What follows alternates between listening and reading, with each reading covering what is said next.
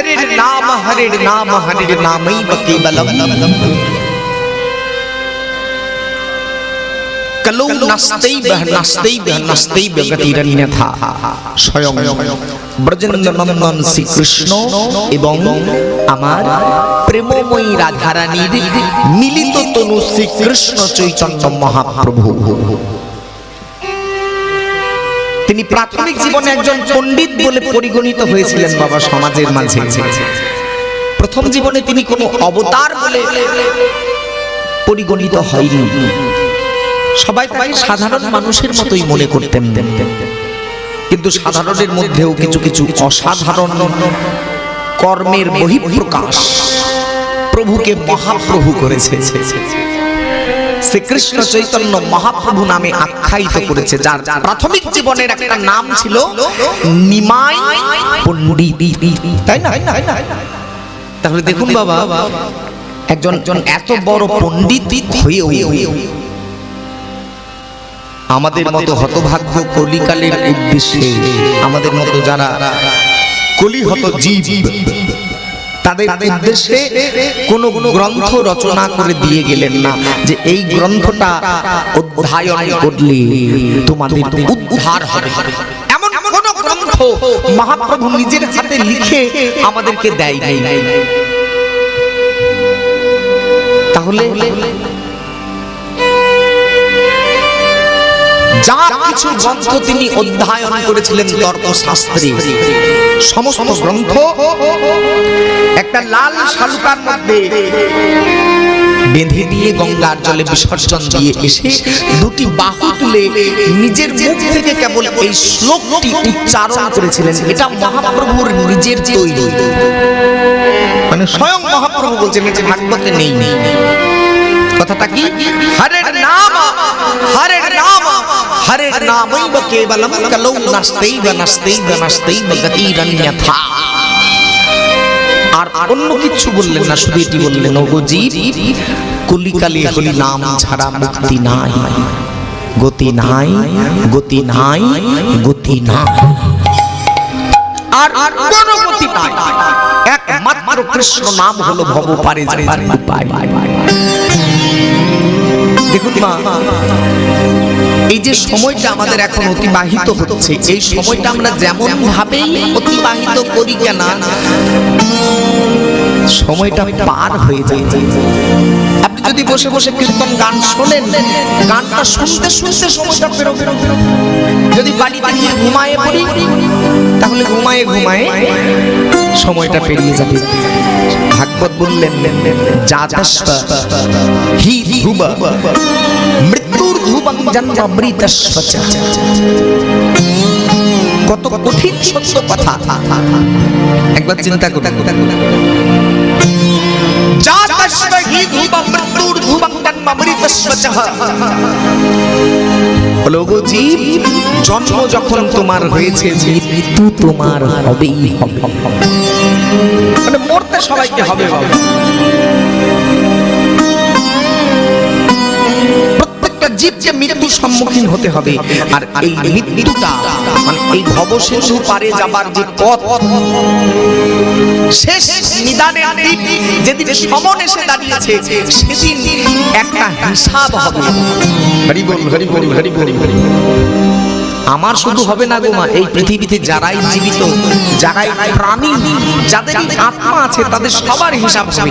এই প্রত্যেকটা চুল গুনে গুনে বিচার।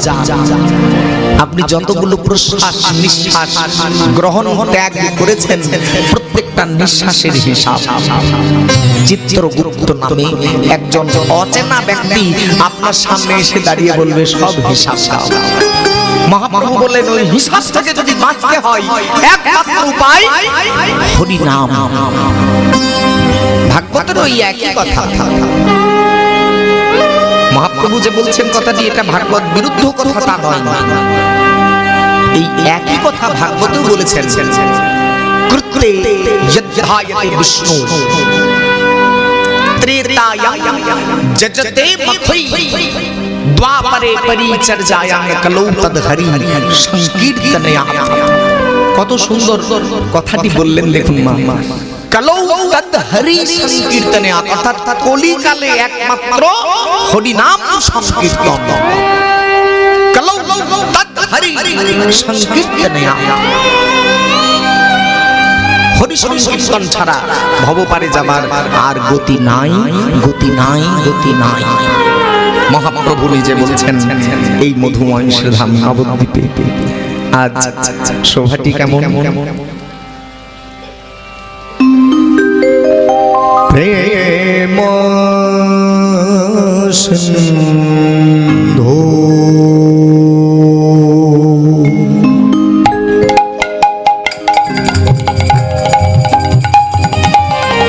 প্রেম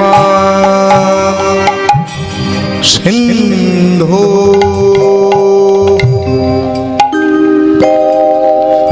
একটু উপভোগ করতে হবে।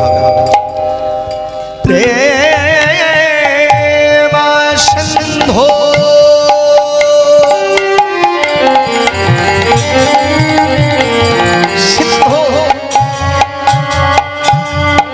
সিন্ধু শব্দের অর্থ হলো সমুদ্র বা সাগর।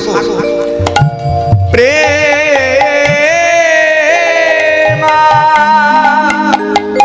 সিন্ধু গোদারাই,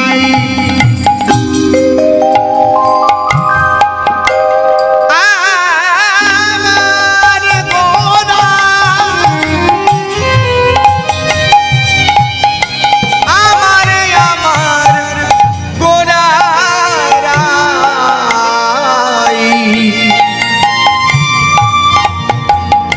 আমার রসের গৌরাঙ্গ রাই।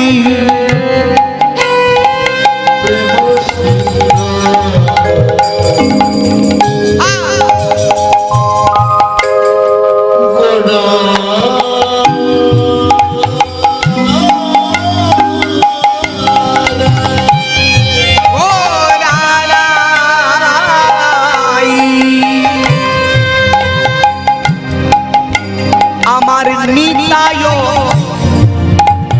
গৌরকে বলছেন সমুদ্র, আর নিতাই নিতায় তরঙ্গতা।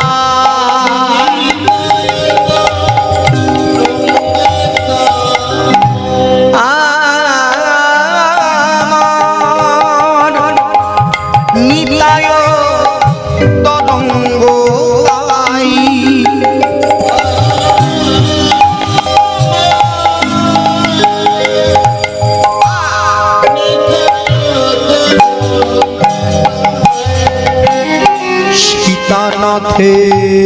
সীতানাথের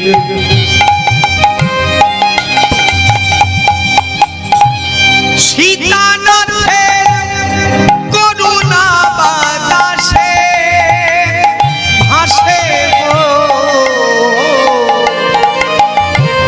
সীতানাথের করুণা বাতাসে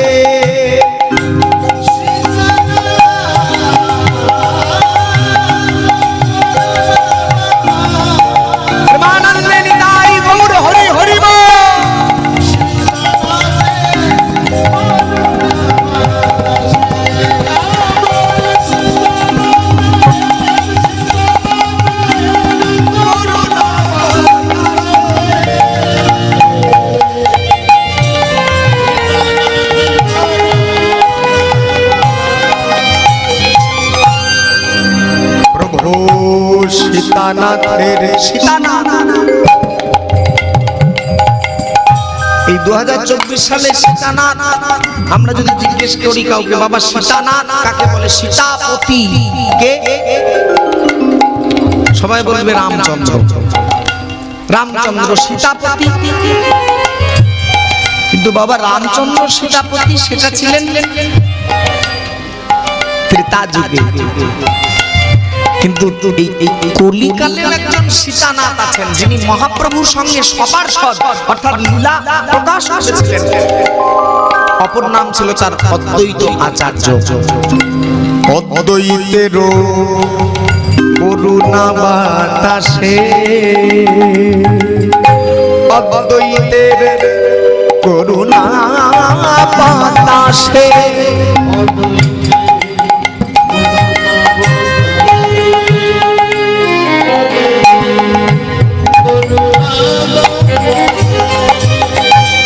অদ্বৈতের করুণা বাতাসে অদ্বৈতে করুণা বাতাসে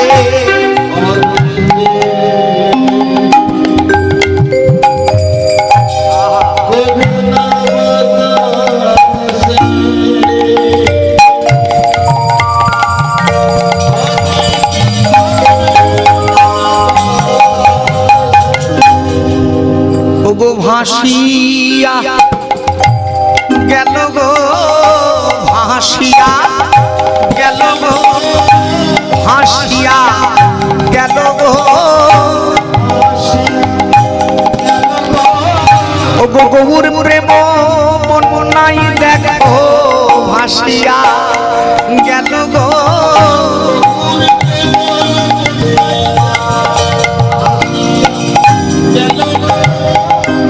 হরি নামে প্রেম বন্যায় ভাসিয়া গেল আরে হরি হরি হরি বলে সবে পরে পর তালি দিয়া আরে হরি হরি হরি বলে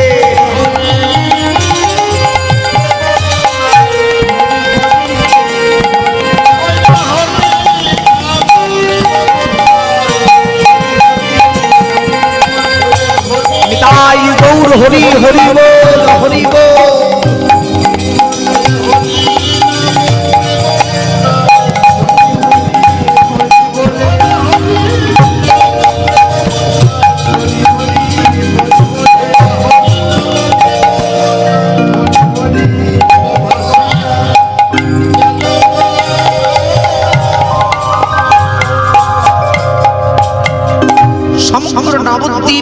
ধামের দশা বর্ণনা করছেন বৈষ্ণব জন নামদার কৃষ্ণদাস কবিরাজ।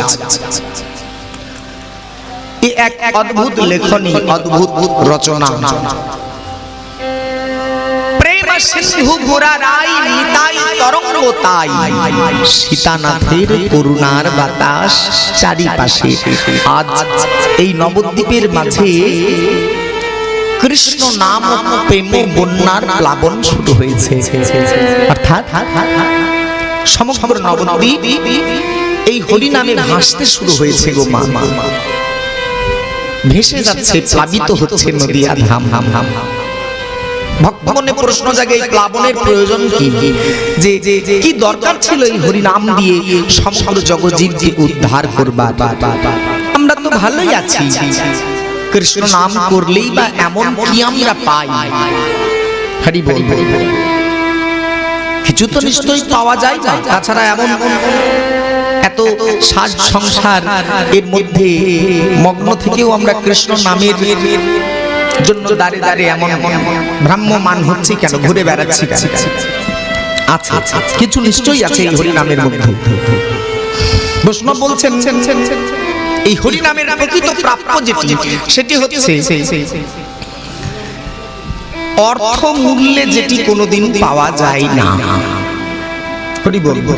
যেমন মনে করুন আমার শরীরে রোগ হয়েছে, একটা দুরারোগ্য ব্যাধি হয়েছে। এবার আমি ডাক্তার বাবুর কাছে গিয়ে বলছি, ডাক্তার বাবু আমার ওষুধ দরকার, আমি অসুস্থ। ডাক্তার বাবু ওষুধ দিয়েছেন, সাময়িক কালের জন্য আমি সুস্থও হয়ে গিয়েছি, কিন্তু চিরকালের জন্য নয়। তা মাগো, হরিনাম হচ্ছে এমন একটা জিনিস, এমন একটা শক্তি, যে শক্তিটাকে আশ্রয় করলে আপনার এই দেহ অভ্যন্তরে কোনো অপশক্তির বাস থাকে না। নিতাই গৌর হরি বল। অন্য কোনো অপশক্তি আপনার দেহের অভ্যন্তরে প্রবেশ করার ক্ষমতা পাবে না যদি হরি নাম আশ্রয় হয়ে যায়। যেমন গুরুদেবের দেওয়া কৃষ্ণ নাম মন্ত্র যদি কর্ণে প্রবেশ করে আর সেই নাম যদি আপনি জপ করেন তাহলে এই দেহটা কৃষ্ণ নাম কৃষ্ণ সেবার উপযুক্ত হয়। আজ সমগ্র নবদ্বীপ এই হরি নামের প্লাবনের প্রয়োজন। আমার মহাপ্রভু একপাশে গৌরীদাসকে ডেকে বলছেন, একপাশে হরিদাসকে ডেকে বলছেন, ওরে হরিদাস, ওরে গৌরীদাস, শোন ভাই শোন, আমার মনের দুটি কথা তোদের বলি, শোন। কি হয়েছে প্রভু বলো দয়াময়? গৌরীদাস, আমি যে নাম এই জগৎ মাধে বিতরণ করব বলে এনেছি, শুধু দুটি জায়গাতে নাম সীমাবদ্ধ। এক হচ্ছে মুকুন্দ সঞ্জয়ের চণ্ডী মণ্ডপ হরিনাম আবদ্ধ, আর এই তোদের শ্রীবাস অঙ্গন, এই শ্রীবাস অঙ্গনে হয় হরিনাম, আর ওই মুকুন্দ সঞ্জয়ের চণ্ডী মণ্ডপে হয়। আর নবদ্বীপে কেউ বলে না। আচ্ছা হরিদাস, আরে গৌরীদাস, তোরা দুজন পারবি না নবদ্বীপের দাঁড়ে দাঁড়ে এই মহামন্ত্র নাম বিতরণ করে দিতে? হরিদাস বলছেন, কি বলছো প্রভু, এত বড় গুরু দায়িত্ব আমি গ্রহণ করতে পারবো না, অসম্ভব। তাহলে স্ত্রীবাস আগে নাই, এমন কি কোনো বান্ধব আমার নাই, এমন কি কোনো প্রিয়জন আমার নাই যে আমার এই দায়িত্বপূর্ণ কাজ, সেই কাজের ভার গ্রহণ করবে? ছল ছল নয়নে গদ গদ কণ্ঠে মহাপ্রভু আজ শ্রীবাস অঙ্গনে হুঙ্কার ছাড়ছে। হুঙ্কারে মত্ত হয়ে উঠল সমগ্র শ্রীবাস অঙ্গন। এই শ্রীবাস আঙ্গিনায় কি এমন কোনো বান্ধব আমার নাই যে এই মধুমাখার নাম নবদ্বীপের দাঁড়ে দাঁড়ে পৌঁছে দিতে পারে? হরিদাস পশ্চাৎপদ, গৌরীদাস সেও পশ্চাৎপদ। সামনে এগিয়ে এসেছে এক সুঠাম দেহের পুরুষ, আজানো লম্বিত ভুজ দেহ, যেন দ্বিতীয় গৌর হরি। এসে বলছেন, ওরে গৌর, আমি পারবো তোর হরি নাম বিতরণ করতে।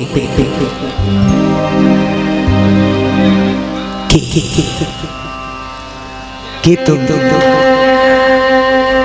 আমায় চিনতে পারছিস না? তবে শোন আমি কে। আমি নিত্যানন্দ, নিত্যানন্দ। চিনতে পারলি আমায়? আমি নিত্যানন্দ রায়, নিত্যানন্দ, নিত্যানন্দ, নিত্যানন্দ রায়। আমি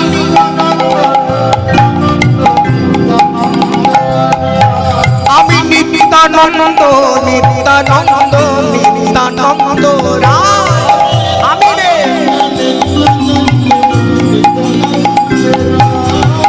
আমি হরি নাম লইয়া নগরে বেড়া।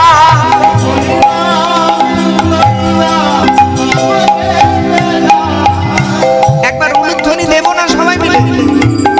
হরি নাম লইয়া নগরে বেড়া,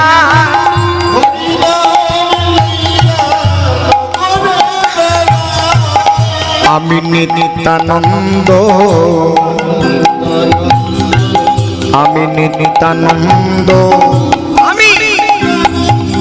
আমি সদা থাকি প্রেমানন্দে, আমি নিত্যানন্দ।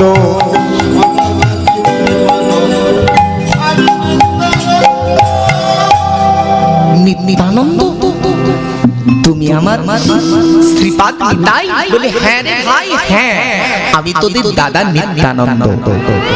পারবে দাদা আমার এই মধুমাখা কৃষ্ণ নাম নগরীর দাঁড়ে দাঁড়ে পৌঁছে দিতে পারবে? বলে নিশ্চয়ই পারবো, কেন পারবো না। তবে শুধু এটুকু আমায় বলে দে গৌর, কাকে নাম দিতে হবে আমি তো জানি না। কে নাম নেবার যোগ্য আর কে নাম নেবার অযোগ্য এত বিচার করার ক্ষমতা আমার নাই। তা গৌর, তুই যাকে যাকে নাম দিতে বলবি আমি তাকে নাম দেব, আর যাকে তুই নাম দিতে বাধা দিবি আমি তাকে নাম দেব না। তবে শোনো ও দাদা, ভালো করে শোনো, কাকে নাম দেবে আর কাকে নাম দেবে না। আমারে প্রভু কহে নিত্যানন্দ,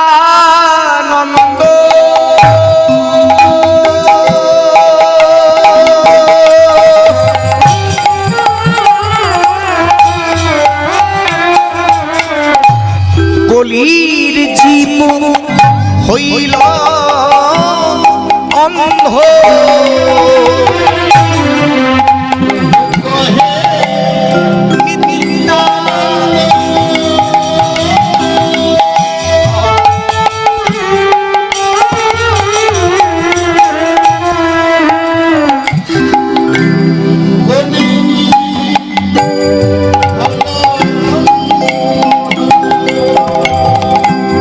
আমার প্রভু কহে নিত্যানন্দ,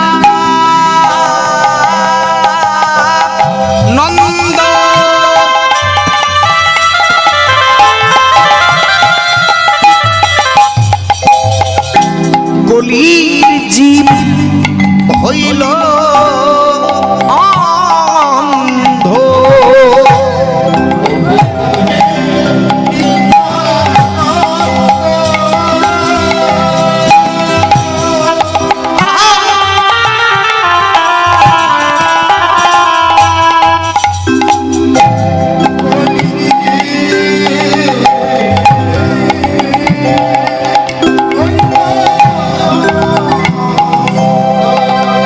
এরাই অন্ধ হয়ে সংসার করে, অন্ধ হয়ে সংসার করে, আয়না নিয়ে রূপের বিচার করে। হ্যাঁ গো মা, ভালো করে চিন্তা করুন, কীর্তন শুধু শুনলে হবে না, অনুভব করতে হবে। তারা আয়না নিয়ে রূপের বিচার করে অন্ধজনে। একজন অন্ধ মানুষকে যদি আয়না দিয়ে বলেন যে বাবা দেখো দেখো তুমি কত সুন্দর দেখতে, সব আছে সুন্দর, কিন্তু ভগবান তাকে দুটো নয়নে অন্ধ করে দিয়েছে। তার সামনে একটা আয়না ধরলে কি কোনো কাজে লাগে? ওই অন্ধজনার যেমন আয়নাই প্রয়োজন নাই, অভক্তের তেমন কৃষ্ণ কথাই কাজ নাই। আচ্ছা এখানে বলছেন আমার নিত্যানন্দ প্রভুকে গৌর হরি হরি হরি হরি নিতাই। জানিস ভাই, এটা শুধুই আমার ঘরে আমার সংসার, আমার আমার আমার আমার আমার আমার করে যায়। মিথ্যা মায়ার বশে বশীভূত হই। কেউ আমার কৃষ্ণ কেউ বলে না, তুমি আমার কৃষ্ণ কেউ বলে না,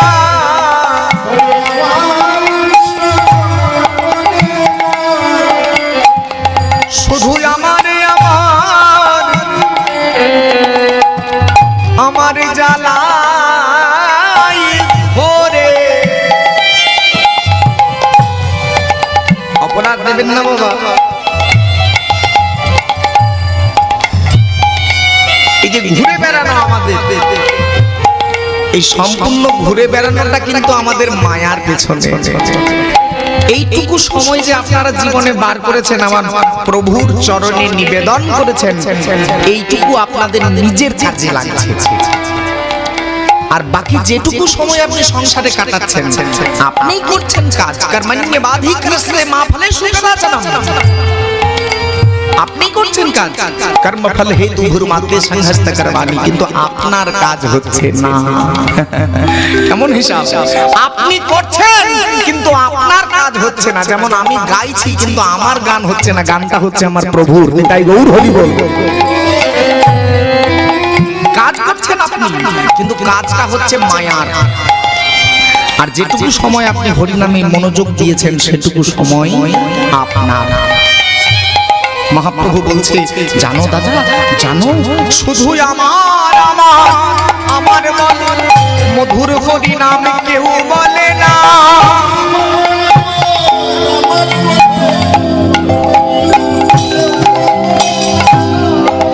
শুধু আমার আমার আমার বলে মিথ্যা মায়ার ঘরে পড়ে, মিথ্যা মায়ার ঘরে পড়ে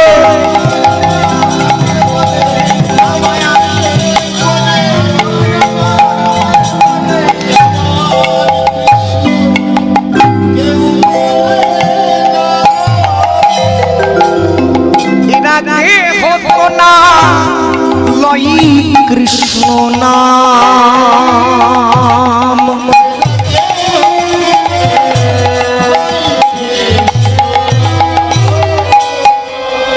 ও দাদা, তাই তোমার কাছে আমার অনুরোধ, নয়নে হেরিবে যারে, ভালো করে শোনো, নয়নে হেরিবে যারে তার জাতি গুণ না বিচারে,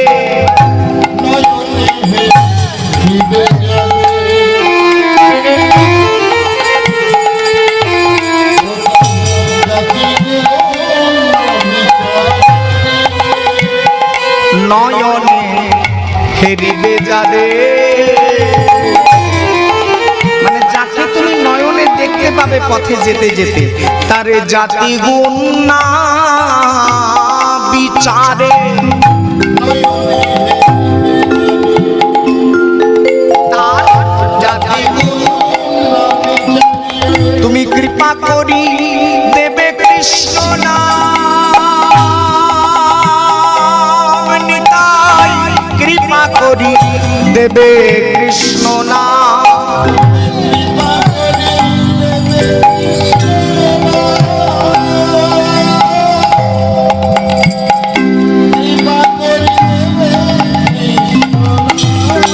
তুমি দাঁড়ে দাঁড়ে নাম বিলাও,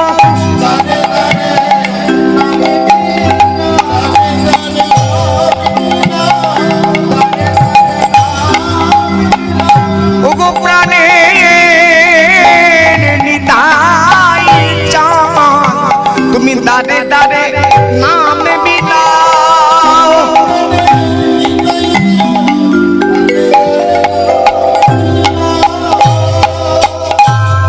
পারবি দাদা? পারবো রে, পারবো পারবো। তুই যেমন বলেছিস দাঁড়ে দাঁড়ে নাম বিতরণ করতে, আমি তেমনই নবদ্বীপের পথে প্রান্তরে গ্রামে গ্রামান্তরে নাম বিতরণ করব।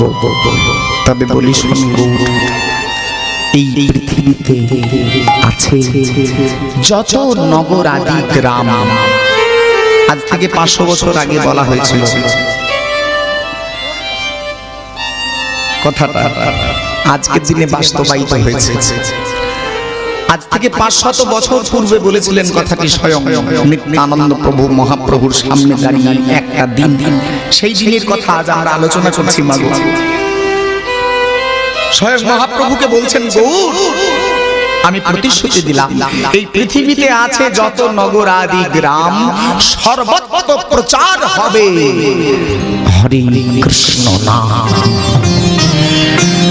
আরে একটা কথা বলি শুনবো, এই কৃষ্ণ নাম দিতে যদি যাই মোর প্রাণ, তবুও না বদন হতে ছাড়িব কৃষ্ণ নাম। তুই নিশ্চিন্ত থাক, আমি বিতরণ করব তোর নবদ্বীপে কৃষ্ণ নামের প্রেম বন্যা। নিত্যানন্দ জগৎগুরু সমস্ত ভক্তদের সঙ্গে গ্রহণ করে আজ নবদ্বীপের দাঁড়ি দাঁড়ি হরে কৃষ্ণ নাম বিতরণ করলেন।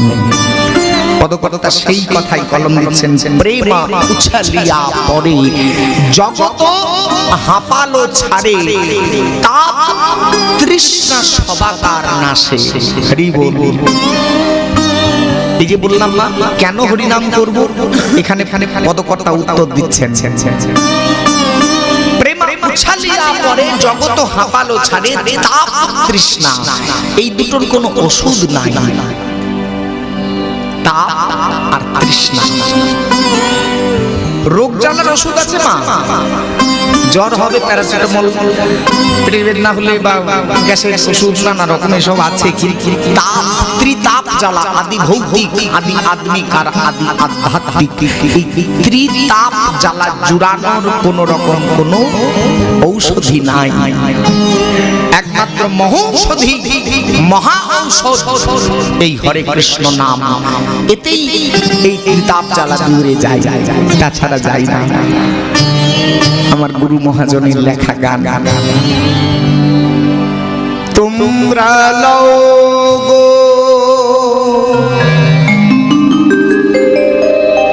নামের মালা,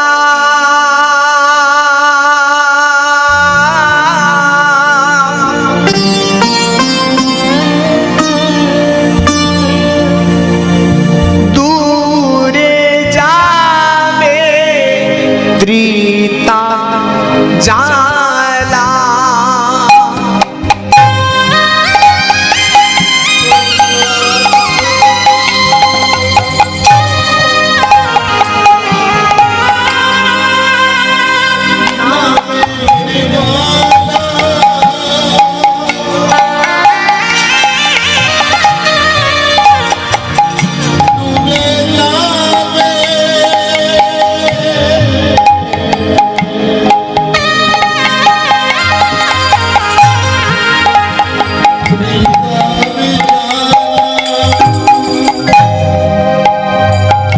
তোমরা লও গো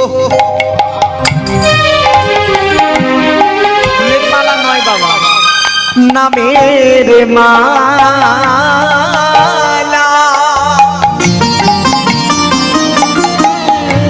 দূরে যাবে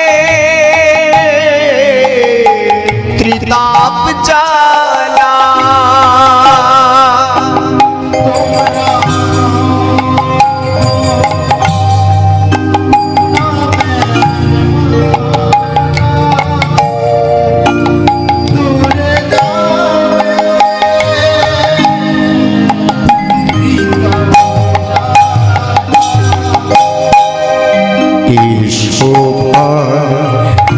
नाम गाय कृष्ण नाम मधुरा हरि हरि भाई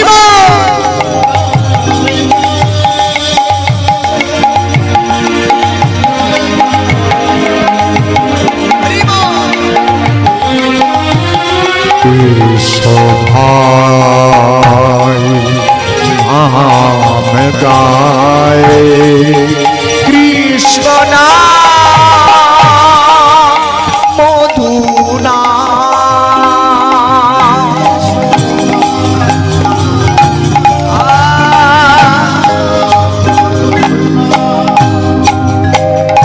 কি সেই নাম?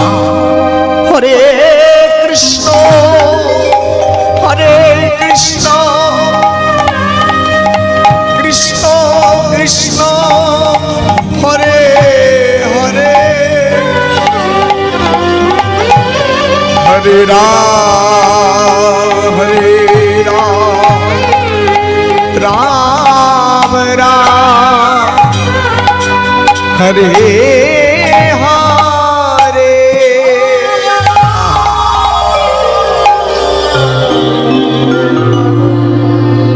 বহুজনের বহু মন্ত্র, ভবপারের এক মন্ত্র, যার অপর নাম মহামন্ত্র। জানি হরে কৃষ্ণ নামে কি সুধা আছে। এই হরে কৃষ্ণ নামের তত্ত্ব যদি অবগত হন, এই নাম ছাড়া আর আপনার অন্য কিছু গাইতে মন হবে না।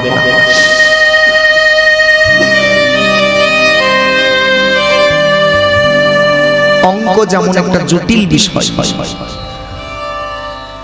ঠিক তেমনি এই নামটাও হচ্ছে একটা জটিল বিষয়।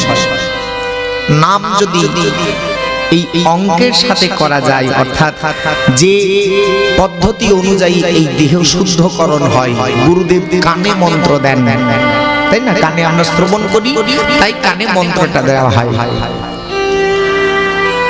তা মায়েরা একটা কথা ভালো করে চিন্তা করে দেখুন,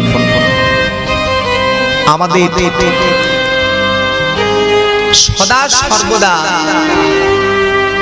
একটা কর্ম বা একটা ক্রিয়া এই দেহের মধ্যে চলছে। আপনি চৈতন্য অবস্থায় বা অচৈতন্য বা অবচেতন যে অবস্থাতেই থাকুন, চেতন অবচেতন অচেতন যেমনই থাকুন না কেন, কর্মটা সব সময় চলছে। সেটা হলো এই প্রশ্বাস আর নিঃশ্বাস। আপনি ঘুমিয়ে যাই তখন চলে না, নিজেই দেখুন চলছে। এটা কিন্তু আমাকে চালাতে হচ্ছে না। এখন যে আমি কথা বলছি এর মাঝে নিজে নিজেই ঠিক ঠিক ঠিক আমার দেহ প্রশ্বাসটাকে গ্রহণ করছে। তাহলে যেটা আমি নিজে থেকে করছি না,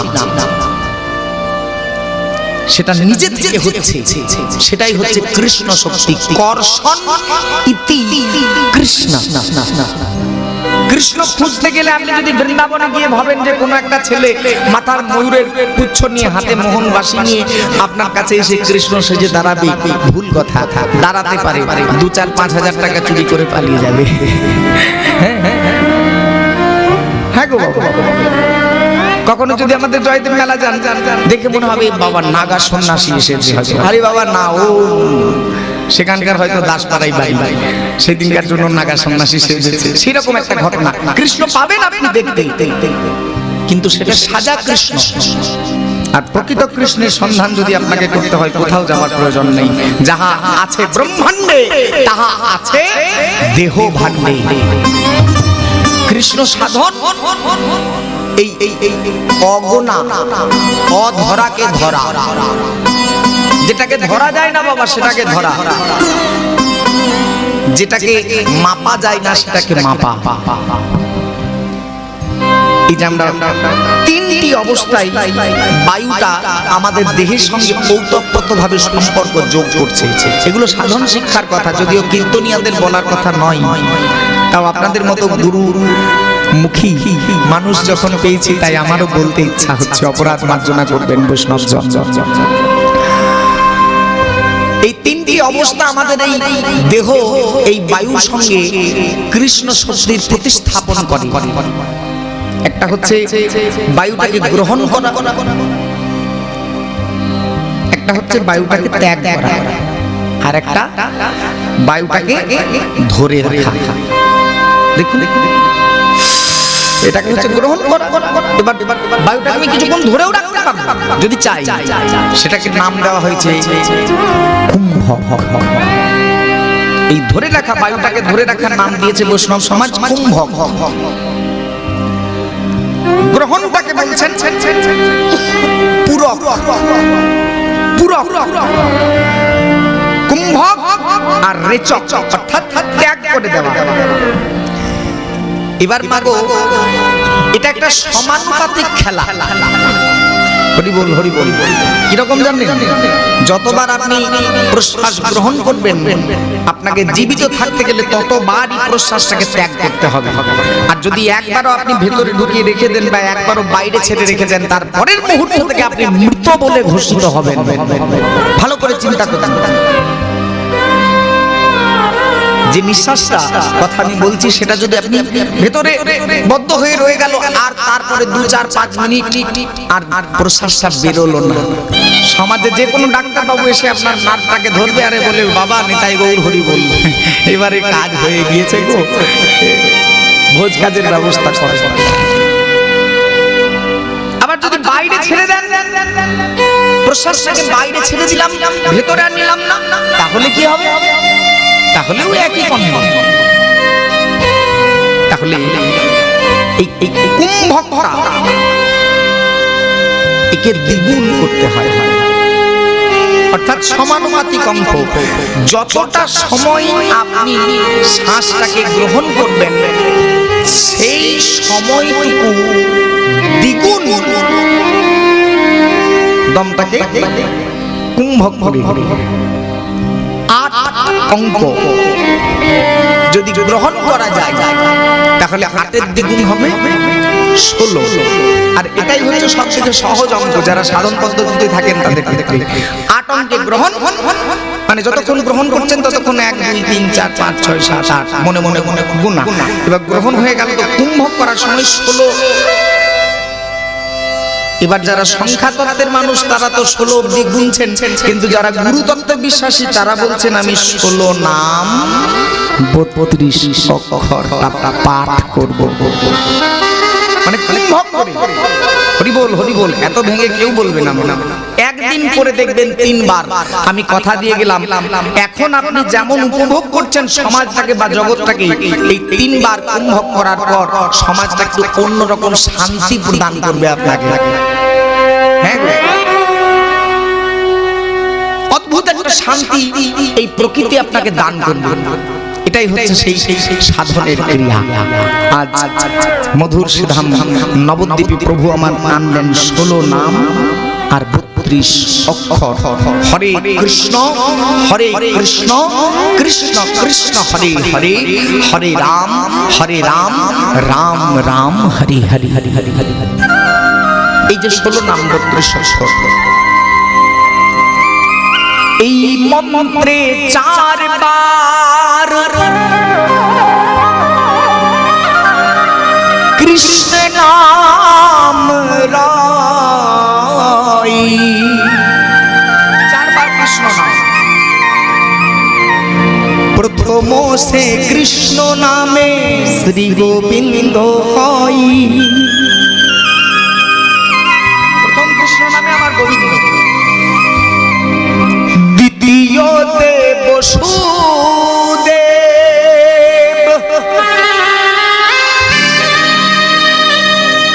হই গো শরণ,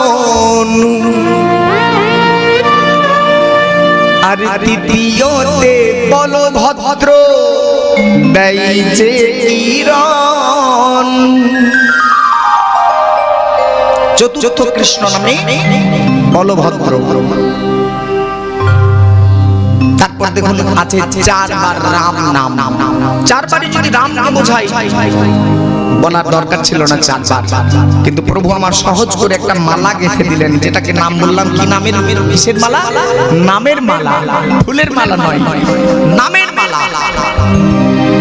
এই মন্ত্রে রাম নামে আছে 4 অর্থ। প্রথম শ্রী রাম নামে রাধিকা অব্যর্থ, এই মন্ত্রে রাম নামে আছে 4 অর্থ। প্রথম শ্রী রাম নামে রাধিকা অব্যর্থ, দ্বিতীয়তে লক্ষ্মী দেবী হন উচ্চারিতা, তৃতীয়তে সরস্বতী জ্ঞান বিতারিতা,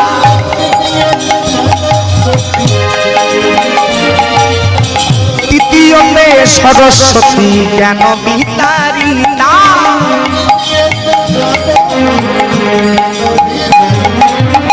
চতুর্থ সে রাম নামে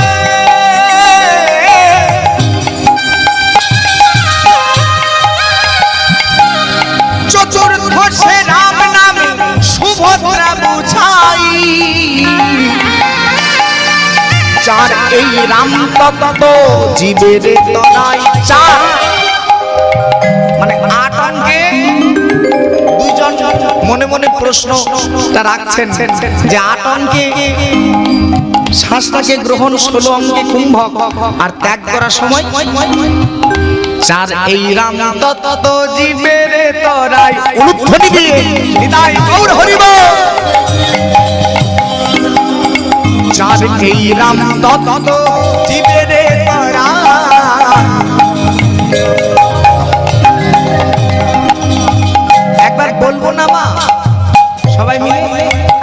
হরে কৃষ্ণ হরে কৃষ্ণ কৃষ্ণ কৃষ্ণ হরে হরে, হরে রাম রাম রাম হরে হরে। বলুন সবাই মিলে।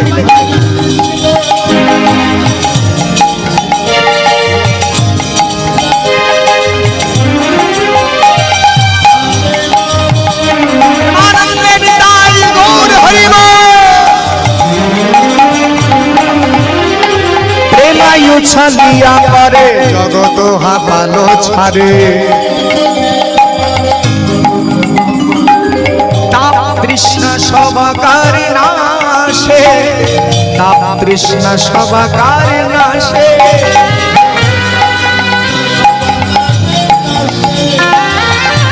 তৃষ্ণা সবাকার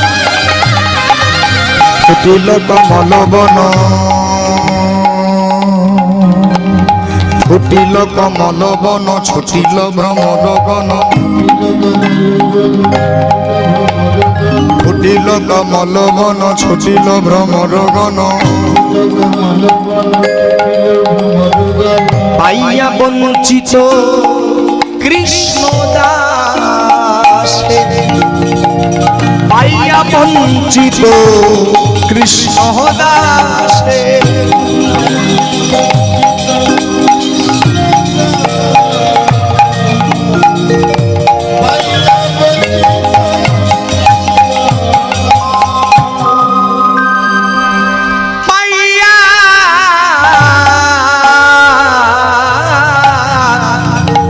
বঞ্চিত কৃষ্ণ দাস